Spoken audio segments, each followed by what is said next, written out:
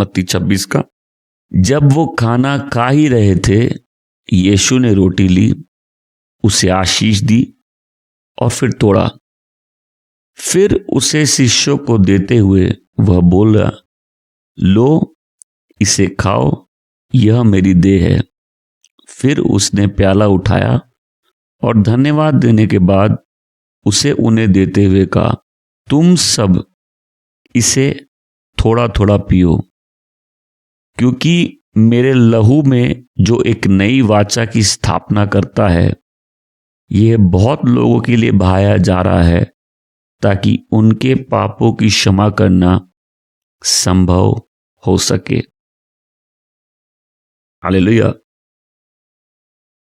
जब भी परमेश्वर किसी व्यक्ति से रिश्ता बनाना चाहते हैं, परमेश्वर उस व्यक्ति के साथ एक वाचा बांधते हैं, क्योंकि हमारे परमेश्वर वाचा के कवनेंट के परमेश्वर हैं। आमीन। हम पढ़ते हैं बाइबल में नई वाचा, पुरानी वाचा, नई विधान, पुराना विधान। जब भी परमेश्वर को आदमी से रिश्ता बनाना है, परमेश्वर एक वाचा बनाते हैं। आमीन। एक तरफ वहां आदमी होता है, दूसरी तरफ परमेश्वर होता है। बाइबल में कई सारी वाचाएं हैं। परमेश्वर ने आदम के साथ वाचा बनाई, नूह के साथ बनाई, अब्राहम के साथ बनाई, मूसा दाऊद के साथ बनाई, इज़राइल के साथ बनाई। पर ये सारी वाचाएं ब्रेक हो गई, क्योंकि इसमें जो आदमी का हिस्सा था, आदमी ने उसको ब्रेक कर दिया। तो एक आखिरी वाचा बनाई, जिसको हम बोलते हैं नई वाचा, नया विधान। आमीन। जो कभी ब्रेक नहीं हो सकती। हालेलुया। मैं बोल, जब भी परमेश्वर आदमी से रिश्ता बनाना चाहते हैं, वो एक वाचा बनाते हैं। आमीन। जब हम परमेश्वर से अपने रिश्ते के बारे में सोचते हैं, तो पहले हमको समझना है परमेश्वर कैसे रिश्ता बनाते हैं, इस रिश्ते का बेसिस क्या है, किस आधार पर यह रिश्ता बना है। परमेश्वर अपने आप में वाचा के परमेश्वर है। जो वादा करते हैं, जो वाचा बांधते हैं, जो शपथ लेते हैं, परमेश्वर उसको पूरा करते हैं। सबसे पहले तो मैं बता दूं कि कोई भी विश्वासी जो अपनी बात से बार बार मुकरता है, वो विश्वासी नहीं है। वो उस परमेश्वर को रिप्रेजेंट नहीं कर रहा जो वाचा का परमेश्वर है। मैंने कई बार बोला, पहले जमाने में लोग अपने वचन के लिए मरने के लिए तैयार होते थे। जो वादा किया वो निभाना पड़ेगा। और इस एंड टाइम जनरेशन का चिन्ह क्या है? वाचा तोड़ने वाले। क्या मेरी बात को सुन रहे? यीशु कहते तुम्हारी हां हां हो और तुम्हारी ना ना हो। यदि तुम हां बोलते हो तो हां का मतलब हां होना चाहिए। क्या मेरी बात सुनो? कई लोग बोलते हैं ना, लेकिन होता है हाँ। कई लोग बोलते हैं हाँ, होता है ना। कई लोग प्रॉमिस करते हैं, फिर उसको ब्रेक कर देते हैं। ये किस टेंडेंसी से आ रहा है? कि हमारे वर्ड की वैल्यू नहीं है, हमारे प्रॉमिस की वैल्यू नहीं है, हमारे वाचा की वैल्यू नहीं है। अगर हमको लिख के बॉन्ड पेपर में साइन करना पड़े,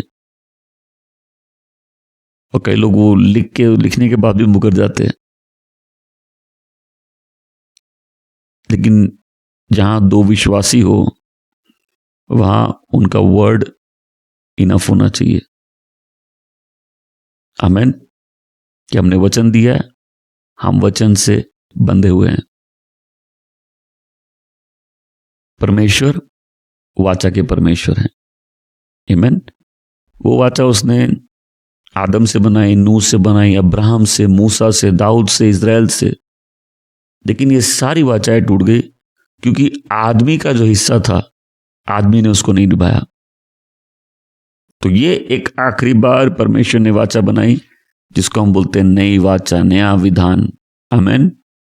और इसमें एक तरफ परमेश्वर है और दूसरी तरफ यीशु है।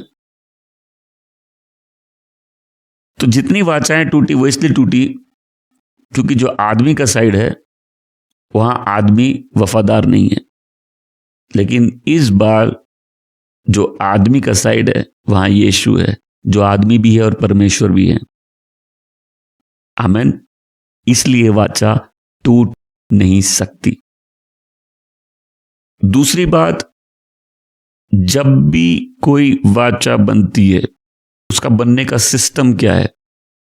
आइए मैं 1 कुरिन्थी 11:25 पे आऊंगा। उसके भोजन कर चुकने के बाद इसी प्रकार उसने प्याला उठाकर कहा, यह प्याला मेरे लहू के द्वारा दिया गया एक नया वाचा है। हर वाचा बाइबल में जब भी बनी है वो ब्लड से बनी है। क्या मेरी बात कोई सुन रहा है? ब्लड से बनी वाचा सबसे स्ट्रांग होती है। मैंने कई बार बोला है, आज फिर बोलता हूं कि जब इज़राइल में एक बच्चा पैदा होता है तो 8वें दिन बच्चे का खतना होता है, सरकमसीशन होता है कि जो लड़का होता है उसके प्राइवेट पार्ट का थोड़ा सा हिस्सा काटा जाता है तो उससे खून निकलेगा।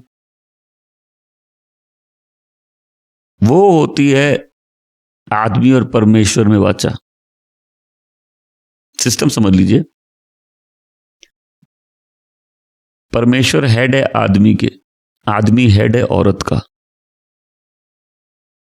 फिर जब मैरिज में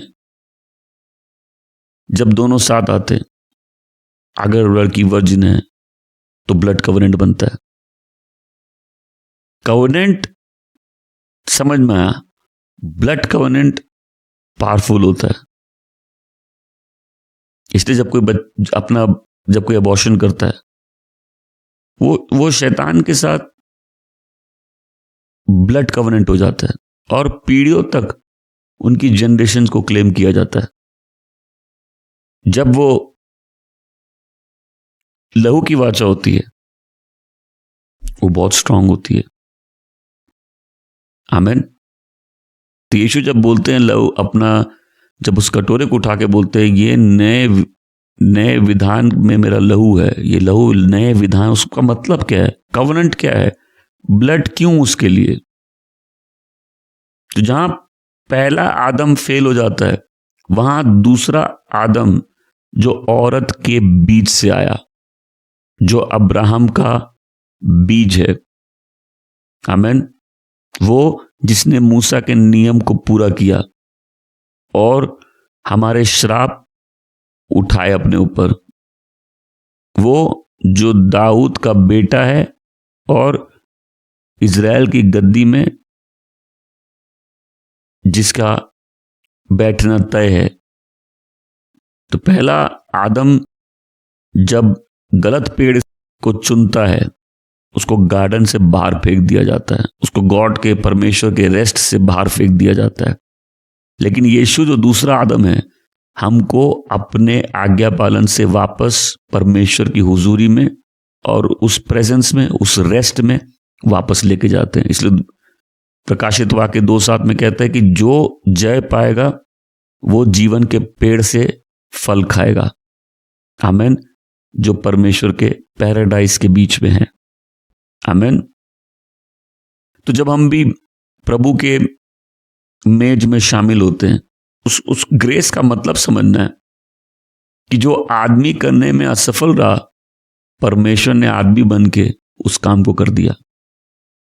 आमीन। जहां हर वाचा ब्रेक हुई आदमी की आज्ञा नहीं मानने के कारण, वहां परमेश्वर खुद इंसान बन के आते हैं और उस वाचा को दोनों साइड से खुद ही बांधते हैं। आमीन। इसलिए ये कवनेंट वो ग्रेस का कवनेंट है जिसके कारण हम पिता के साथ उस रिश्ते में प्रवेश करते हैं।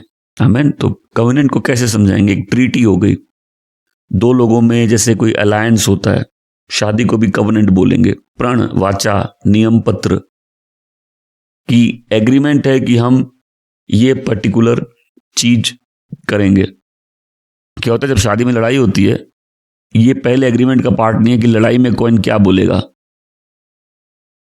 ये भी पहले से तय होना चाहिए।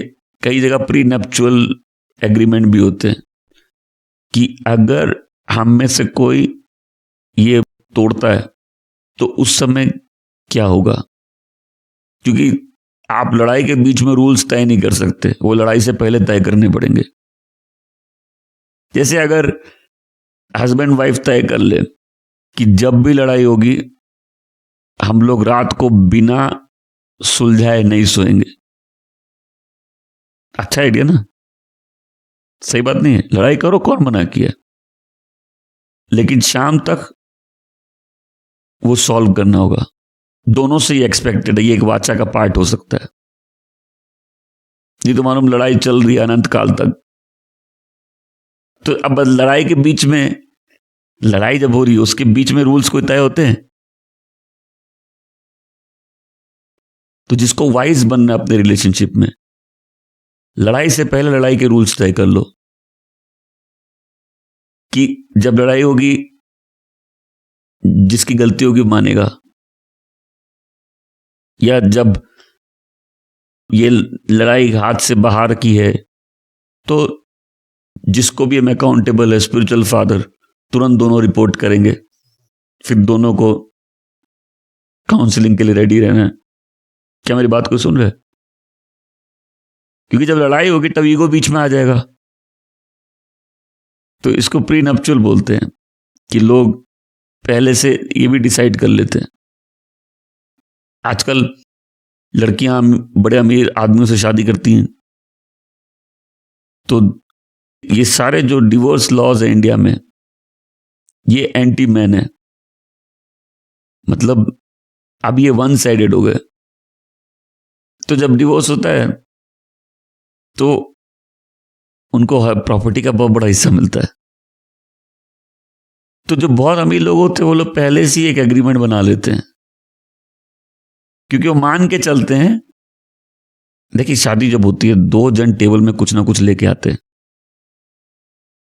शादी होती है, एग्रीमेंट है कि दोनों कैसे बिहेव करेंगे। जब दोनों वैसे बिहेव नहीं करते जैसे एग्रीमेंट था तो कॉवेनेंट में दरार आ जाती है। परमेश्वर भी जब रिश्ता बनाते हैं वो पहले से एक एग्रीमेंट करते हैं, एक ट्रीटी करते हैं। तो अब हम लोग को वाचा का मतलब समझना है कि परमेश्वर आदमी से कैसे रिलेट करते हैं, आदमी परमेश्वर से कैसे रिश्ता बना सकता है। क्या आदमी का इस रिश्ते में कुछ बोलना नहीं है? सब परमेश्वर डिसाइड करते हैं। और फिर क्या इस रिश्ते में स्टेबिलिटी है? क्या हम डिपेंड कर सकते हैं? क्या ये वन साइडेड है कि ये परफेक्ट यूनियन है? तो यहां परमेश्वर और इंसान का रिश्ता, इसलिए नया विधान पुराना विधान। कितने लोग आप समझे? पुराना विधान नया विधान। तो हम लोग क्यों पढ़ते पुराना विधान? तो पहले का विधान क्या था, अभी का विधान क्या है? पहले इजराइल से परमेश्वर ने क्या विधान बनाया और अभी का विधान क्या है? अब विधान और वादे में फर्क है, वाचा और वादा। वाचा होती है जब दो लोग एग्रीमेंट करते हैं, वादा होता है जब एक जन दूसरे को वादा देता है। तो कवेनेंट और प्रॉमिस में यह फर्क होता है। वाचा दो साइड से होती है, दोनों में से कोई भी एक ब्रेक कर सकता है, लेकिन प्रॉमिस है, वो किसी के एक्शन पे डिपेंडेंट नहीं है। प्रॉमिस यूनिलैटरल होता है, एक तरफा होता है, जिसमें दूसरे व्यक्ति का कोई रोल नहीं होता है। परमेश्वर अब्राहम को एक प्रॉमिस देते हैं। आमीन। परमेश्वर अब्राहम को प्रॉमिस देते हैं। ये कवेनेंट नहीं है, ये प्रॉमिस था। लेकिन जब आदमी को परमेश्वर से एंटर करना रिश्ते में, तो परमेश्वर कवेनेंट के माध्यम से उसके साथ उस रिश्ते में एंटर करते हैं। आमीन। कुछ बातें हम देख सकते हैं। नंबर 1 कि परमेश्वर ही कवेनेंट को इनिशिएट करते हैं, चालू करते हैं।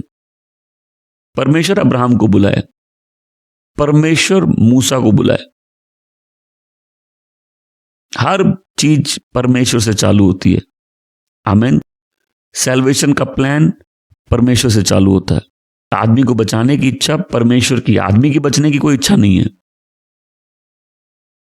वर्शिप के इनविटेशन परमेश्वर का है, आदमी का कोई डिजायर नहीं है। वर्शिप कैसे होगी? ये परमेश्वर बताएंगे, आदमी को नहीं मालूम है। रिलेशनशिप किस बेसिस पर चलेगा आदमी नहीं जानता, परमेश्वर उसको इनिशिएट करते हैं। आमेन। तो परमेश्वर ने आदमी को अपना बनाना चाहा और इंसानों को पवित्रता में लेके परमेश्वर जाना चाहते हैं। वचन कहता है भजन संहिता 5:4 में कि तू वो परमेश्वर नहीं है जो दुष्टता में आनंद लेता है, ना ही दुष्टता तेरे साथ कभी रहेगी। पहला पत्रस 1:16 में वचन कहता है तुम पवित्र बनो क्योंकि मैं पवित्र हूं। आमेन। तो जब परमेश्वर किसी वाचा में कुछ नियम देते हैं वो हमारे सेफ्टी के लिए होते हैं। अब्राहम के टाइम वो जो बलिदान है उसके कुछ नियम थे। इज़राइल के टाइम वो कपड़े कैसे पहनेंगे और रिलेशनशिप कैसा होगा। कई लड़कियां प्रभु की बच्चियां नहीं समझती, अगर तुम्हारी जांग दिख रही है थाइस तो वो नंगापन है। स्कर्ट नंगापन नहीं है, थाइस दिखना नंगापन है। फर्क समझ में आया? ये जब ड्रेस लॉज, ड्रेस कोड्स थे कि वो किस लिए थे? ताकि कनान के उन देशों के बीच में परमेश्वर के लोग अलग प्रकार के रहे, एक चुने हुए लोग की तरह रहे, ऐसे लोग की तरह रहे जिनका परमेश्वर है। आमीन। जिनका लीडर, जिनका किंग परमेश्वर है। उनके कपड़ों में यह भी था कि सन के कपड़े और ऊन को मिक्स नहीं करके बनाना है, उससे बीमारियां होती हैं, स्किन की प्रॉब्लम्स होती है। मोस्ट लोगों को स्किन की प्रॉब्लम है गलत कपड़ा पहनने से होती है। मैं ये बार बार समझाता हूं, मैंने कितनी बार बोला, एक बार और बताता हूं। आप बीमार होते हैं, फिर उसके बाद प्रार्थना करते हैं प्रभु चंगा करिए। प्रभु चंगा करते हैं, प्रभु को महिमा मिलती है, लेकिन प्रभु को बहुत महिमा मिलती है जब आप बीमार नहीं पड़ते। और जितने लोग अमीर बनना चाहते हैं, मैं बता दूं, इस सदी में, इस जमाने में जिसकी हेल्थ अच्छी है वो सबसे अमीर है। इसलिए कोई सही में अमीर बनना चाहता है, अपनी हेल्थ ठीक करो। कोई सही में परमेश्वर की बुद्धि में चलना चाहता है तो बीमार होकर प्रार्थना मत करो कि प्रभु चंगा कर दीजिए। जरूर प्रभु चंगा करते हैं, प्रभु दयालु हैं, लेकिन पहले बीमार नहीं रहने के लिए, सही स्वास्थ्य के लिए परमेश्वर की बुद्धि, उसकी समझ चाहिए। आमीन। कई लोगों की बीमारी पारिवारिक है, खून में है, खतरनाक बातें हैं, लेकिन कुछ बीमारी ऐसे दवाइयों से नहीं जाती। वो एक चक्र है। चक्र क्या होता है? आप घूम के वहीं पे आते हैं। कईयों के श्राप के कारण है, कईयों के अशुद्ध आत्मा से वाचाओं के कारण है, बट ज्यादातर लोग उसके बावजूद, अगर आपका लाइफस्टाइल ठीक नहीं है, आपकी लाइफ ठीक नहीं होगी, आपकी हेल्थ ठीक नहीं होगी। और आप परमेश्वर के लोग कैसे प्रूव होगा? जब आप हेल्दी होंगे। आप पैसे वाली बात सब समझते हैं, क्योंकि देखिए जब आप पैसों से कमजोर हो जाते हैं तो जरूर आपके अगल बगल कोई रिश्तेदार या दोस्त आके बोलता है, देख तूने अपने देवताओं को त्यागा है, तेरा क्या हाल है। क्योंकि दुनिया रियलाइज करती है, लोग अगर परमेश्वर के पीछे चलते हैं तो चारों ओर से ढके रहते हैं। और शालोम का मतलब भी यही होता है। शालोम का मतलब शांति नहीं होता खाली, क्योंकि बताओ कब्जी आपको शांति रहेगी?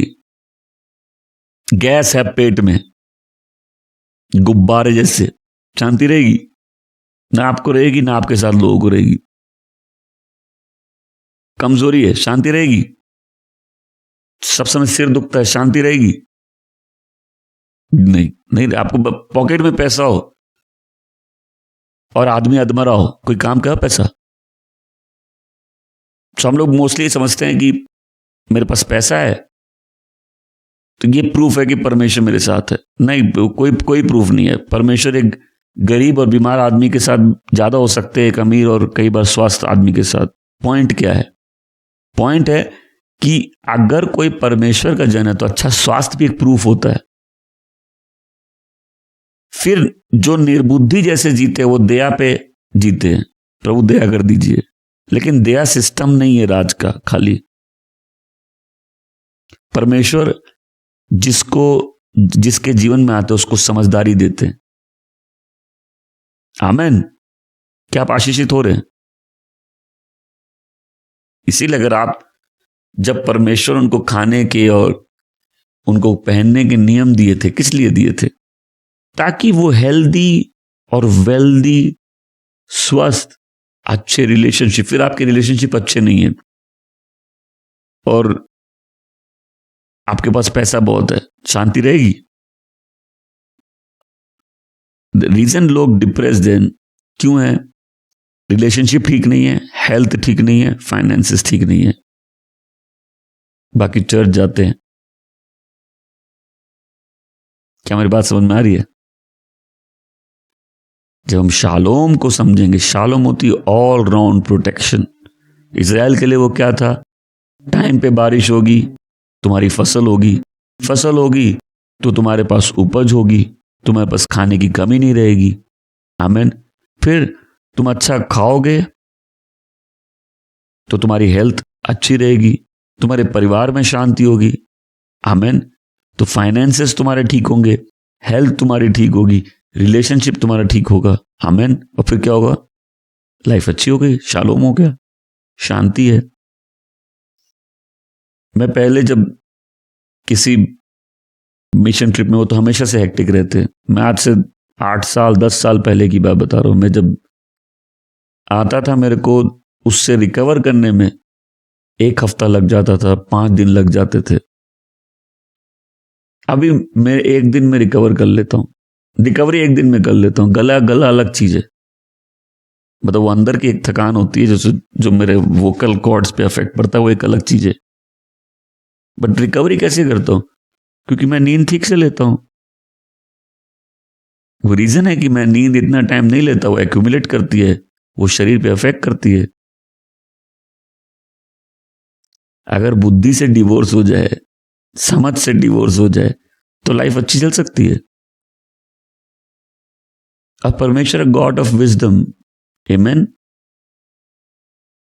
मेरी दुआ है कि ये मैसेज हम सबको मजबूर करे अपनी लाइफ को इवैल्यूएट करने के लिए, और ये सारी चीजें जो इंपॉर्टेंट है उस क्षेत्र में देखने के लिए हम क्या कर रहे हैं। क्या हम परमेश्वर की प्रज्ञा में चल रहे हैं, समझदारी में चल रहे हैं? आमीन। तो परमेश्वर ने इजराइल को ये नियम दिए थे, किसके लिए दिए थे? इजराइल की भलाई के लिए दिए थे, ताकि उन राष्ट्रों के बीच में वो राष्ट्र परमेश्वर का राष्ट्र बन के निकले। अब बताओ, परमेश्वर के लोग कमजोर, यीशु मसीह कमजोरों को चुने हैं, राइट? इसलिए पौल बोलता है, तुम में से कितने जब चुने गए थे बलवान थे, लेकिन हो सकता है बाद में वो हो गए हो। तुम्हारा चुनाव उस बेसिस में नहीं था कि तुम कितने बलवान हो। आमीन। बट जब हम इस्टेब्लिश होना चाहते हैं परमेश्वर के लोगों के रूप में, सोचो 2 सेना लड़ रही है, आप क्या इस बारे में समझना चाहते हैं? इजराइल एक छोटा सा देश है, को सुनो मेरी बात को, लेकिन सबसे स्ट्रांग देश है। उसकी सेना कमजोर नहीं है, उसके फाइनेंसेस कमजोर नहीं है, उसकी बुद्धि कमजोर नहीं है। हालेलुया। अब बताओ, 2 देश लड़ रहे, एक परमेश्वर का देश, कमजोरों का देश, बीमार, विकलांग। क्या मेरी बात को सुन रहे? नहीं, अभी इस समय कोई सिक है, तुम्हारे अभी की बीमारी की बात नहीं हो रही, तुम्हारे लाइफस्टाइल की बात हो रही है। चिंतित, लाचार,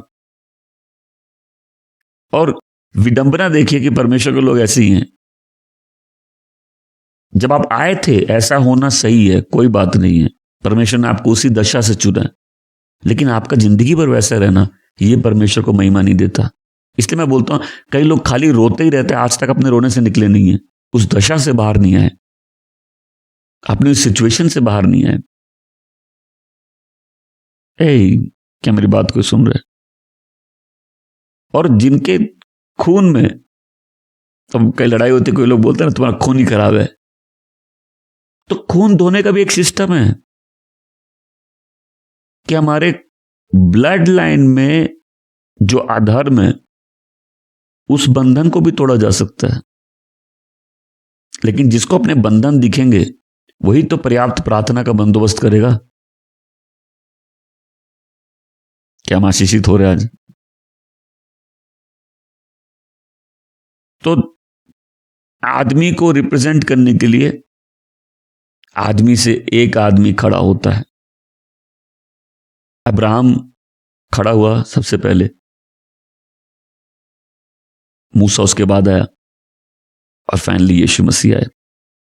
आमीन। अब वाचा को शुरुआत परमेश्वर से होती है, इंसान से नहीं होती। उसके रूल्स परमेश्वर बनाते हैं। आमीन।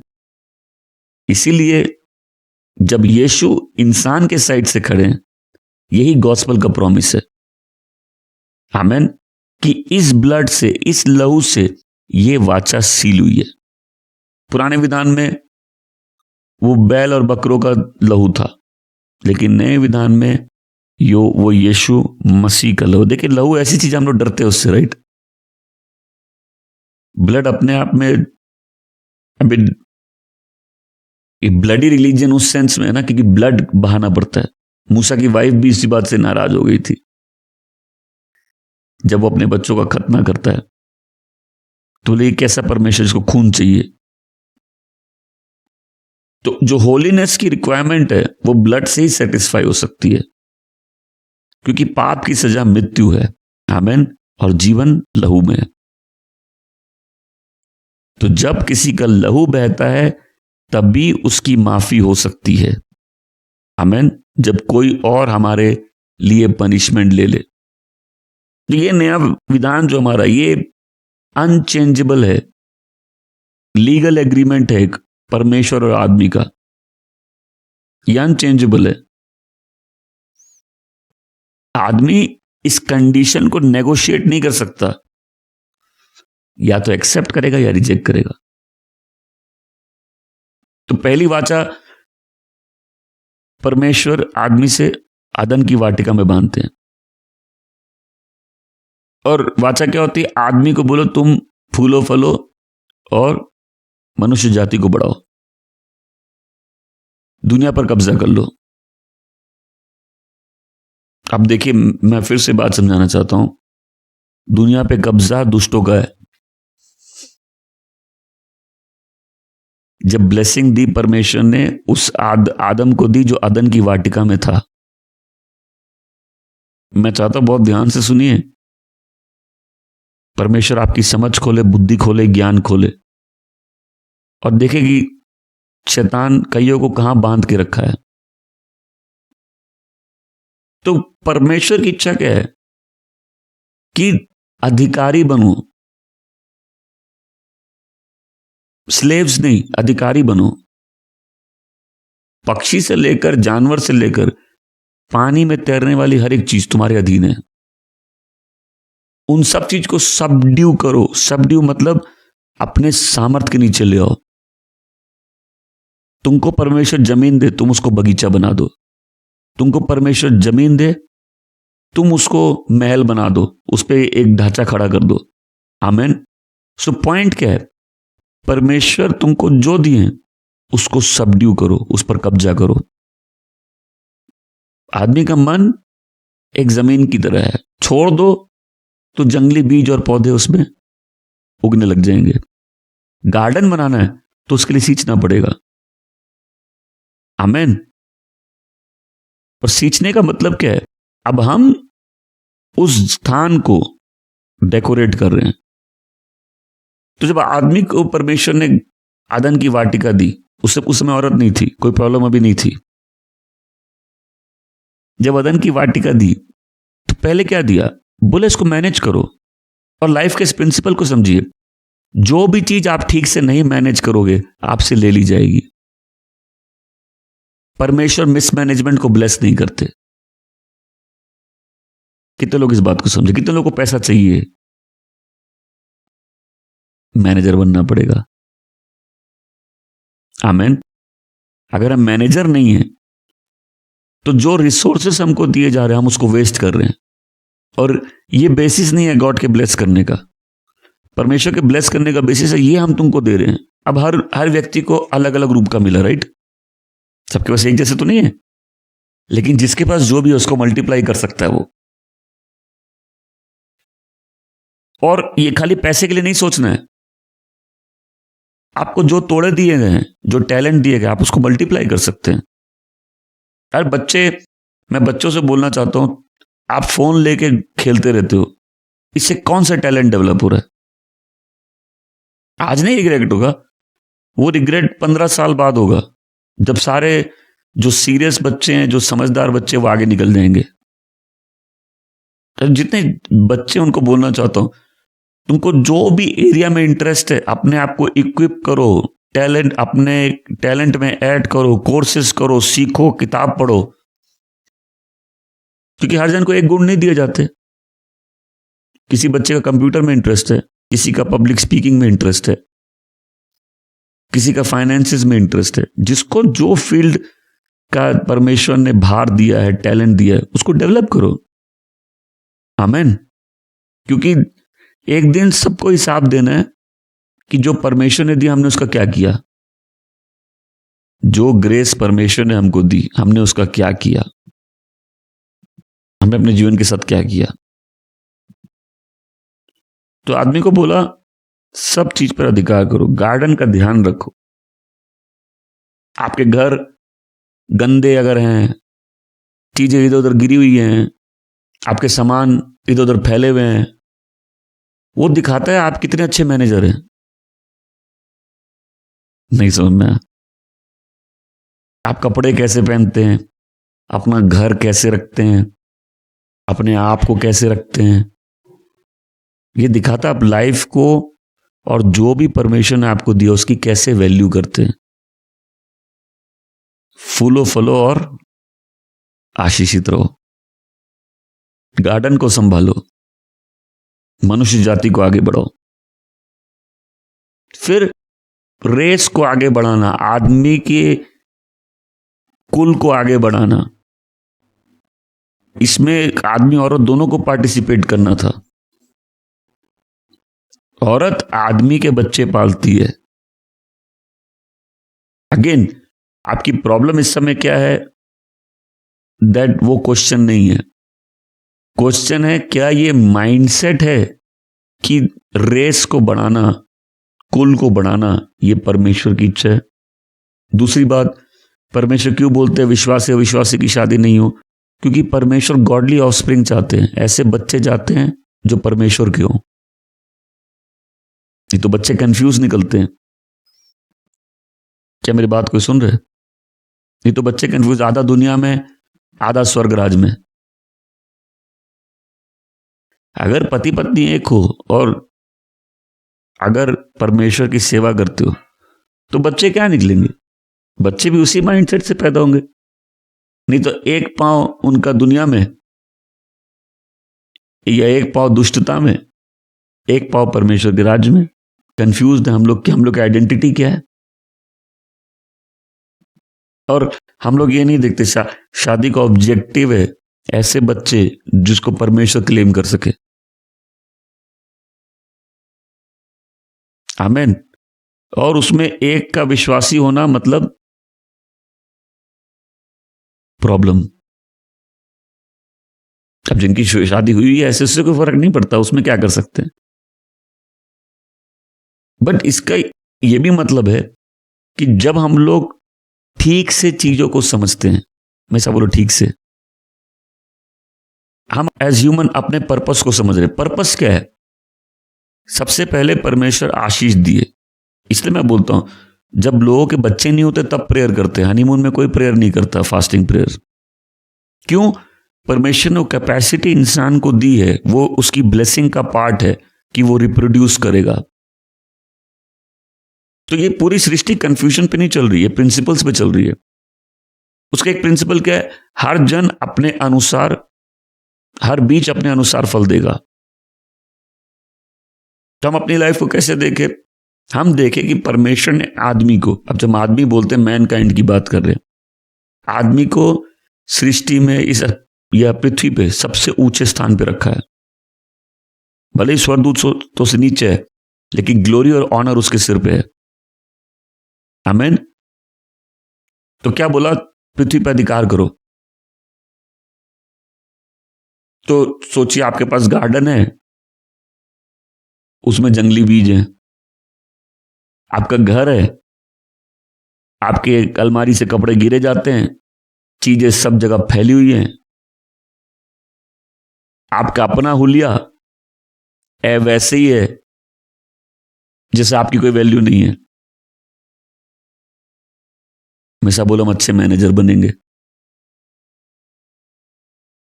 प्रण लो, बोलो हम अच्छे मैनेजर बनेंगे। जो भी परमिशन हमको दिया उसको मैनेज करेंगे, उसको ग्रो करेंगे, उसको मल्टीप्लाई करेंगे, उस पर अधिकार करेंगे। आमीन। ये तुम्हारे टैलेंट हो, तुम्हारी लाइफ हो, तुम्हारी फैमिली हो, तुम्हारे फाइनेंसेस हो, जो भी चीज परमेश्वर ने दी है, तो ब्लेसिंग एक पार्ट है उस कवनेंट का, कि ब्लेसिंग में ही आदमी के पास रिप्रोडक्शन की कैपेसिटी है। ब्लेसिंग में आदमी के पास सुपीरियोरिटी है कि वो सब चीज पे कब्जा कर सकता है। इसलिए देखो ना, शेर जितना भी सामर्थ्य हो, आदमी पिंजरे में नहीं रहता। ये बात अलग है, कई लोग आत्मिक पिंजरे में बंधे हुए हैं, लेकिन शेर जितना भी ताकतवर है, आदमी ही उसको पिंजरे में रखता है। आमीन। तो जब अब्राहम के पास बहुत सारे भेड़ बकरियां, तो क्या दिखाता है कि परमेश्वर खाली ब्लेस नहीं किए, वो अच्छा मैनेजर भी था। अब मैं फिर से एक बात पूछना चाहता हूं, परमेश्वर ने हमको तब चुना जब हम कमजोर थे, संसार में कोई नहीं थे, लेकिन परमेश्वर ये नहीं चाहता कि हम वैसे ही रहे। जब वचन कहता है कि मेरी कमजोरी में तेरा बल दिखता है, या तेरी कमजोरी में मेरा बल दिखता है, परमेश्वर बोलते हैं, वो कमजोरी कौन सी कमजोरी है? वो कमजोरी है जब हम परमेश्वर चाहते हैं हम उस पर डिपेंड रहे। मेरे पास जो कुछ भी है, उसके बावजूद हम फेल हो चुके अपने तरीकों से, हम परमेश्वर पे डिपेंड रहे। आमीन। कितने लोग प्रण लेंगे मेरे को अच्छा मैनेजर बनना है? क्योंकि देखो क्या होता है ना, जब मन ठीक होगा लाइफ ठीक हो जाएगी। अगर मन मैला तो शरीर भी मैला रहेगा, कपड़े मैले रहेंगे, घर गंदा रहेगा, जीवन का बुरा हाल रहेगा। कितने लोग बोल रहे आज से लाइफ चेंज है, आज से लाइफ चेंज है, मेरा माइंड चेंज हो गया। जो कुछ परमेश्वर ने दिया है उस पर अधिकार करना है, उस गार्डन को सजाना है। अब बताओ, सुलेमान को जब शीबा देखने आए, दूर से दूसरे राष्ट्र के लोग देखने आए, क्योंकि उसकी विजडम इतनी थी कि दूसरे लोग देखना चाहते थे। और मैं चाहता हूं बहुत ध्यान से सुनो, उसकी विजडम क्या थी? बोलता मैंने घर बनाए, मैंने बगीचे बनाए, मैंने ये बनाया वो बनाया। जब तुम्हें विजडम आएगी तुम बिल्डर हो जाओगे, जब विजडम नहीं होगी तुम डिस्ट्रॉयर हो जाओगे।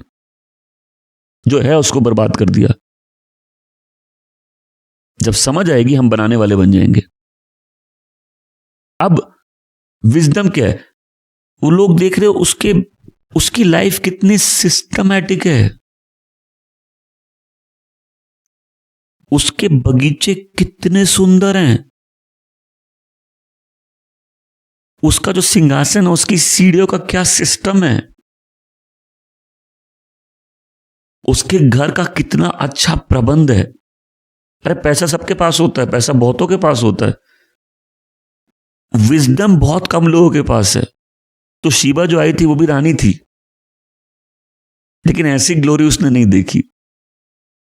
उसके गीत गाने वाले, उसके बाजा बजाने वाले, उसके सेवक, उनमें ऑर्डर, उनमें रैंक, उनके कपड़ों के तरीके, उनका पैटर्न, उस सिस्टम, मेरी दुआ है लोग आपकी लाइफ में परमेश्वर की समझदारी को देखकर आश्चर्यचकित हो जाए। बिकॉज लाइफ मिलना एक ब्लेसिंग है, लाइफ संभालना उससे बड़ी ब्लेसिंग है।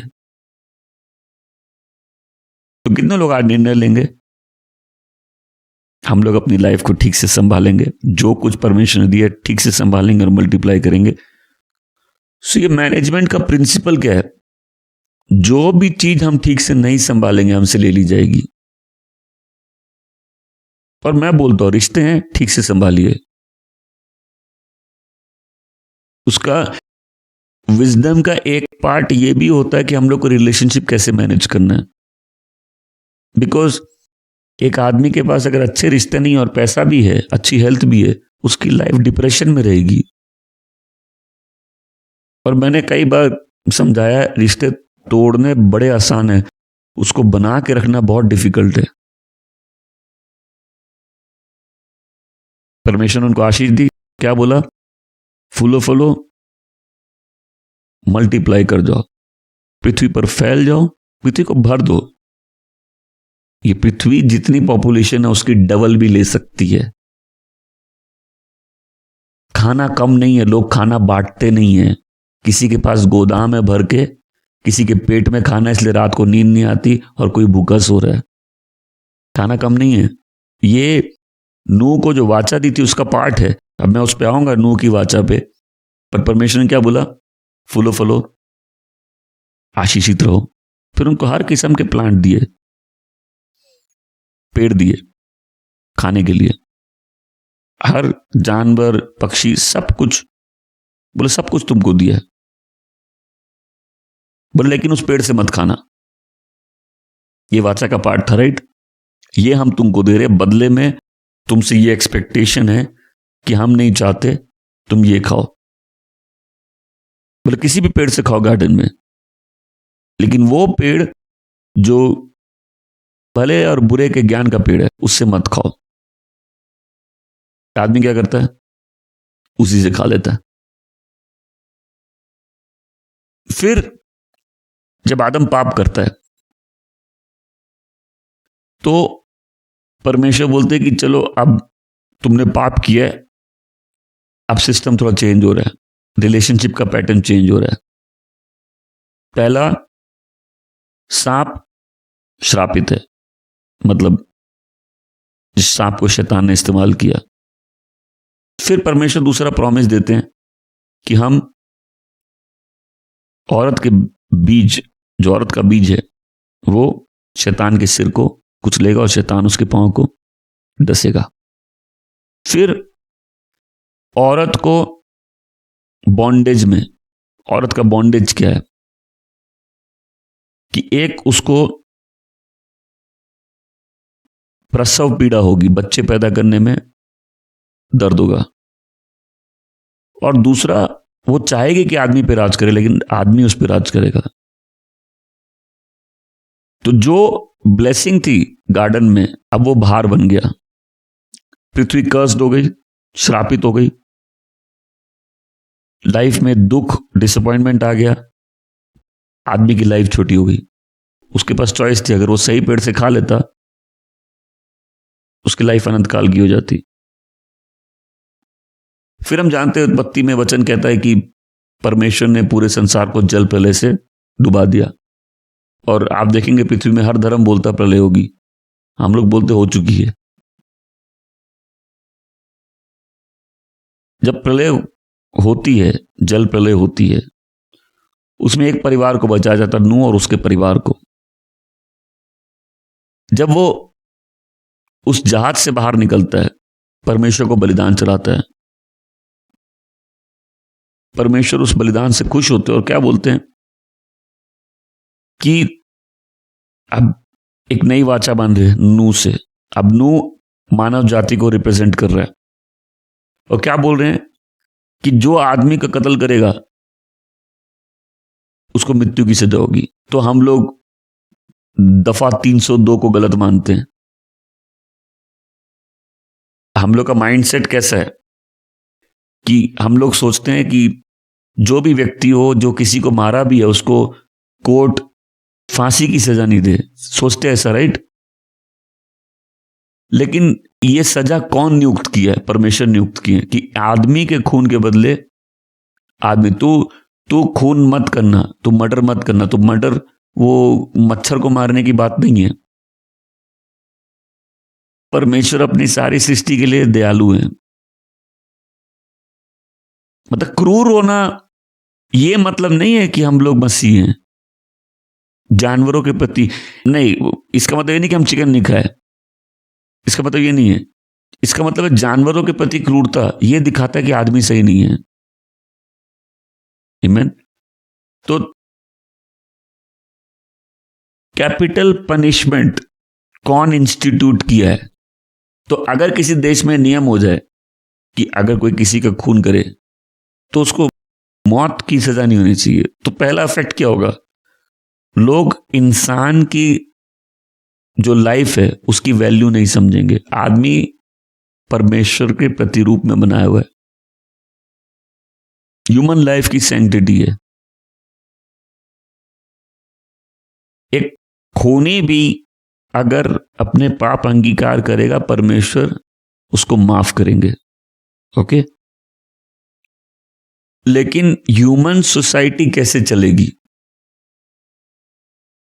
तो परमेश्वर क्या बोलते हैं? जो आदमी का खून करेगा उसके बदले में क्या चाहिए? आदमी का खून चाहिए, कैपिटल पनिशमेंट। फिर प्रभु बोलते हैं कि अब हम कभी भी प्रलय नहीं लाएंगे। उसके बाद परमेश्वर अभी तक आदमी को बोले थे पेड़ पौधे तुम्हारे लिए, लेकिन अब क्या बोले? कि तुम नॉन वेज भी खा सकते हो। और उसका रीजन है जो हम लोग का आज का टॉपिक नहीं है, ओके? तो बोले क्या रीजन है? सबसे बड़ा था परमेश्वर बोले हैं। फिर परमेश्वर नूह के बच्चे हैम शैम जाफेत उनके लिए कुछ बातें बोलती हैं। तो ये है नूह का कवेनेंट, परमेश्वर ने नूह के साथ वाचा बनाई थी। आमेन। और क्या परमेश्वर बोलते कि जब तक पृथ्वी रहेगी, बोने का समय, काटने का समय, गर्मी सर्दी सब रहेगी। ग्लोबल वार्मिंग झूठ है, धोखा है। ये पृथ्वी दुष्ट लोग रूल कर रहे हैं, और रूलिंग का एक पार्ट होता है कैसे रूल डिसेप्शन से किया जाता है। फिर परमेश्वर अब्राहम को बुलाते हैं, फिर परमेश्वर अब्राहम को प्रॉमिस देते हैं कि हम तुमको एक महान राष्ट्र बना देंगे। और अब्राहम के 8 बच्चे थे, उसकी 3 बीबियां थी। 8 बच्चे तो 6 तो उसके कैटूरा से थे, एक उसका इश्माइल था आगर से, एक सारा से था। तो आज मुस्लिम हो, यहूदी हो या मसीह लोग हो, सब अब्राहम से आए हुए हैं। उस आदमी से जिसका कोई बच्चा नहीं था, अपनी बीवी से बच्चा नहीं था। अपनी बीवी मतलब पॉइंट यहां फर्स्ट वाइफ का है। एक पर्टिकुलर परमेश्वर का प्रॉमिस था, और उसने हागार से शादी की। इसमें कोई पाप नहीं था, ये कोई नई चीज नहीं थी। याकूब की बीवियों ने अपनी अपनी दासी दी थी याकूब से शादी करने के लिए। जब तक शादी उसमें कोई प्रॉब्लम नहीं थी। प्रॉब्लम कहां थी? प्रॉब्लम थी कि परमेश्वर का वो प्लान नहीं था। परमेश्वर का प्लान था कि जो बांझ औरत है वो बच्चा पैदा करेगी, सारा। और कितनी उम्र में? 90 की उम्र में किया उसने। देखिए, हमेशा बोले प्रॉमिस, हम लोग प्रॉमिस नहीं समझते। अगर परमेश्वर ने आपको प्रॉमिस दिया है, आपको क्रेडिट लेने नहीं देंगे, वो आपको ग्लोरी लेने नहीं देंगे। परमेश्वर जब भी अपने वादे पूरे करेंगे, आदमी परमेश्वर को महिमा देगा। आमेन। क्योंकि वादा उसने किया और पूरा उसने किया। हमने क्या गाया उसके लिए? वादा जो तूने किया पूरा भी किया है। आमेन। तो जब भी आप परमेश्वर के किसी प्रॉमिस पे बिलीव करते हैं, उसको अपने शरीर में हम लोग पूरा करने की कोशिश करते हैं अपने आप से, बट जो वादा देता है वो पूरा करने में भी सक्षम है। आमीन। अब्राहम को राष्ट्रों का पिता बना दिया। बोलो तुम ब्लेसिंग का चैनल बनोगे। जो अब्राहम को ब्लेस करेगा वो ब्लेस्ड है, जो श्राप देगा वो श्रापित है। तो राष्ट्रों की आशीष अब्राहम से आएगी। आमीन। फिर ये प्रॉमिस कि उसका बीज, उसके वंश से, उसके पीढ़ियों में, और जब उसका बीज है एक व्यक्ति की बात है, एक व्यक्ति आएगा जो वो ब्लेसिंग का चैनल बनेगा। आमीन। उसके बाद अब्राहम को जो परमेश्वर वाचा बांधते हैं उसको याकूब से, फिर उसके बाद इसहाक से रिन्यू करते हैं, इसहाक और याकूब से रिन्यू करते हैं। फिर परमेश्वर मूसा के द्वारा वाचा देते हैं। अभी भी कंडीशनल है। कंडीशनल क्या है कि परमेश्वर नियम दिए, परमेश्वर 10 नियम दिए, और क्या बोले कि आइए हम लोग निर्गमन 19 का 3 से 6 पढ़ेंगे। तब मूसा पर्वत के ऊपर परमेश्वर के पास गया। जब मूसा पर्वत पर था तभी पर्वत से परमेश्वर ने कहा, ये बातें इज़राइल के लोगों अर्थात याकूब के बड़े परिवार से कहो। तुम लोगों ने देखा कि मैं अपने शत्रुओं के साथ क्या कर सकता हूं। तुम लोगों ने देखा कि मैंने मिस्र के लोगों के साथ क्या किया। तुमने देखा कि मैंने तुमको मिस्र से बाहर एक उकाब की तरह पंखों में बिठाकर निकाला और यहां अपने समीप लाया। इसलिए अब मैं कहता हूं कि तुम लोग मेरा आदेश मानो, मेरे साक्षी पत्र का आज्ञा पालन करो। साक्षी पत्र कवेनेंट का आज्ञा पालन करो। यदि तुम मेरे आदेश मानोगे तो तुम मेरे विशेष लोग बनोगे। समस्त संसार मेरा है। आमीन। तुम एक विशेष लोग और याजकों का राज्य बनोगे। आमीन। कितने याजक है प्रभु के यहां। हालेलुया। तो वो ये प्रॉमिस हमको फुलफिल किया परमेश्वर ने। मूसा, जो बातें मैंने बताई है उन्हें इज़राइल के लोगों को अवश्य कह देना। आमीन। अब परमेश्वर इज़राइल से वाचा बांधते हैं, अब बोलते हैं तुम मेरे स्पेशल लोग होगे अगर तुम मेरी आज्ञा मानोगे तो। आमीन। ये मूसा आता है उन पत्थर की उस प्लेट्स में, वो 10 नियम पहले परमेश्वर लिखते हैं, मूसा गुस्से में तोड़ देता है। पहला टैबलेट तो मूसा के पास ही था और मूसा तोड़ दिया उसको। कितना गुस्से वाला आदमी था सोचो। और पहले वाले में परमेश्वर अपनी उंगली से लिखे थे, दूसरे में नहीं। और यही टैबलेट वाचा की संदूक में था, इज़राइल को याद दिलाने के लिए कि परमेश्वर ने क्या वाचा बांधी है उनके साथ। परमेश्वर को नियम देते हैं लेकिन इज़राइल नियम तोड़ देता है। फिर परमेश्वर एक और बोलता है कि मैं तुम्हारे आज्ञा नहीं मानने के कारण तुमको राष्ट्रों में तितर बितर कर दूंगा और तुम्हारे दुश्मन तुमको तंग करेंगे। लेकिन एक प्रॉमिस दे दिया। उसी प्रकार परमेश्वर दाऊद से वाचा बांधते हैं कि दाऊद, तुम्हारे जो घर में सिंहासन है वो हमेशा बना रहेगा। ऐसा बोलो, सिंहासन में बैठने के लिए घर में पैदा होना पड़ता है। कोई भी उठ के सिंहासन में ऐसे नहीं बैठ सकता है।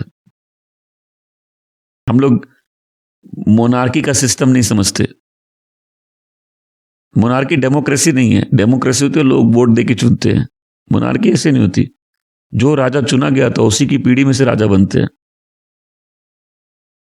परमेश्वर ने पहला जो राजा बनाया साउल, वो परमेश्वर के दिल से नहीं जुड़ा था, वो लोगों की चॉइस था। लेकिन जब दाऊद परमेश्वर की आज्ञा मानता, परमेश्वर क्या बोलते, तेरे घर से गद्दी हमेशा रहेगी। हमेशा मतलब क्या? अनंत काल के लिए। अभी प्रॉमिस है। अब्राहम की तरह जब दाऊद भी प्रभु की आज्ञा पालन करता है तो ये प्रॉमिस क्या है? तुम्हारी गद्दी सदा के लिए रहेगी। और उस गद्दी में कौन बैठा? यीशु, यहूदियों का राजा। आमीन। जो पैदा हुआ तो 3 एस्ट्रोलॉजर्स, ज्योतिष आते किसको देखने? यहूदियों के राजा को। हेरोद राजा नहीं था, हेरोद शैतानी राजा था जो कब्जा करके बैठा हुआ है। और फिर जब यीशु मरते हैं तो क्रूस पर वो लिख देते यीशु यहूदियों का राजा। तो फरीसी बोलते क्यों लिखा? आप लोग बोले हमने जो लिख दिया सो लिख दिया, अब चेंज नहीं हो सकता ये। आमीन।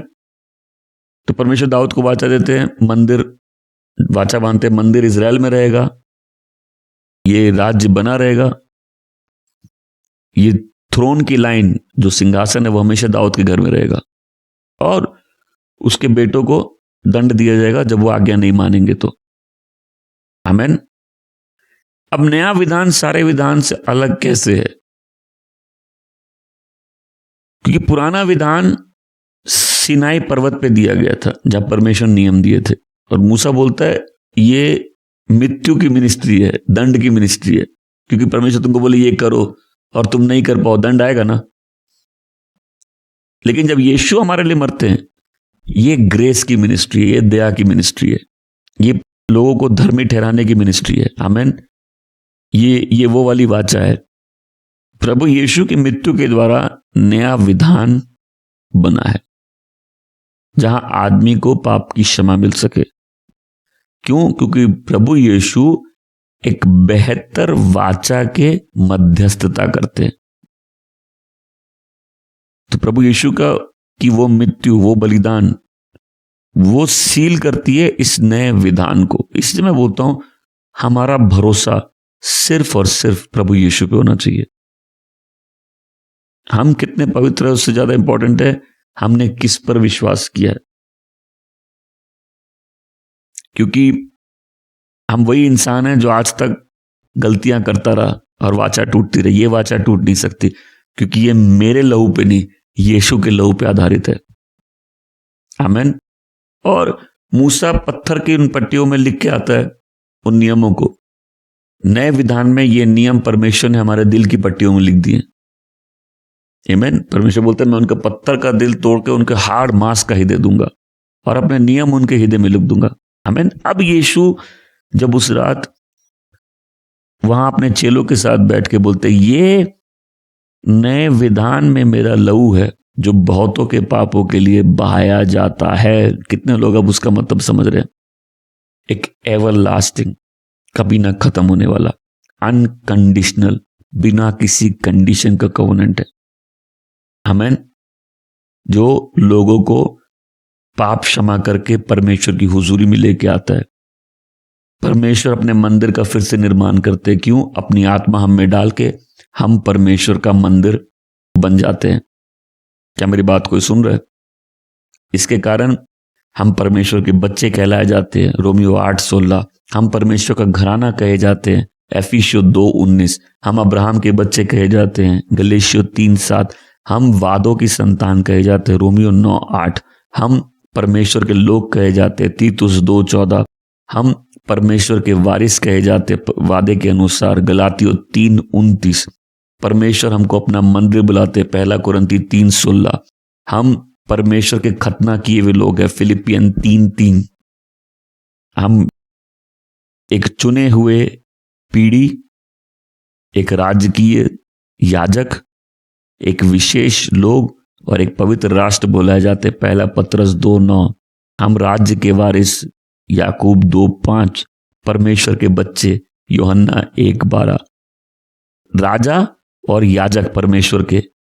प्रकाशित वाक्य 1:6। हम सियोन पर्वत बुलाए जाते हैं जो परमेश्वर की जीवित नगरी है। इब्रानी 12:22। मसीह की दुल्हन बोले जाते हैं। 2 कुरिन्ती 11:2। मसीह की देह बोले जाते 1 कुरिन्ती 12 में। आमीन। ये सब यीशु के उस लहू के द्वारा जो हमारे पापों के लिए बहाया गया। ये वही है जो गार्डन में प्रॉमिस किया गया था। ये वही है जो अब्राहम का बीज है। ये वही है जो दाऊद का संतान है। ये वही है जो यहूदियों का राजा है। ये वही है जो नियम के अनुसार जिया, जिसने कभी कोई पाप नहीं किया, ये वही है जो अपनी महिमा छोड़ के आता है और इंसान जैसा बनता है, स्वर्गदूतों से भी नीचा बन जाता है, लेकिन इसके ऊपर महिमा और आदर का मुकुट था। ये वही है जो एक नए विधान की मध्यस्थता करता है आदमी और परमेश्वर के बीच में। ये वही है जो इस जगत के पापों के लिए मरता है। ये वही है जिसको परमेश्वर मरों में से उठा लेते हैं, और ये वही है जो पापों की क्षमा देता है। आमीन। ये वही वाचा है जो अनंत काल की वाचा है, जो कभी ब्रेक नहीं हो सकती, जो यीशु मसीह में पूरा हुआ है। इसलिए यीशु क्या कहते हैं? ये मेरे लहू में नया विधान है। हालेलुया। ये मेरे लहू में नया विधान है। आज कितने लोग आनंदित है जान के ये विधान कभी टूट नहीं सकता। ये यीशु की आज्ञा पालनता पे आधारित है। आमीन। इसलिए जब भी हम लोग इस टेबल में आते हैं, हम लोग क्या सेलिब्रेट करते हैं? उस ग्रेस को, उस ग्रेस को। आमीन। उस ग्रेस को, वो ग्रेस जो हमको बचाती है, जो हमको नया जीवन देती है। आमीन। जो हमको छुटकारा देती है, जो हमको पिता से एक कर देती है। ये यीशु के लहू में एक नई वाचा है।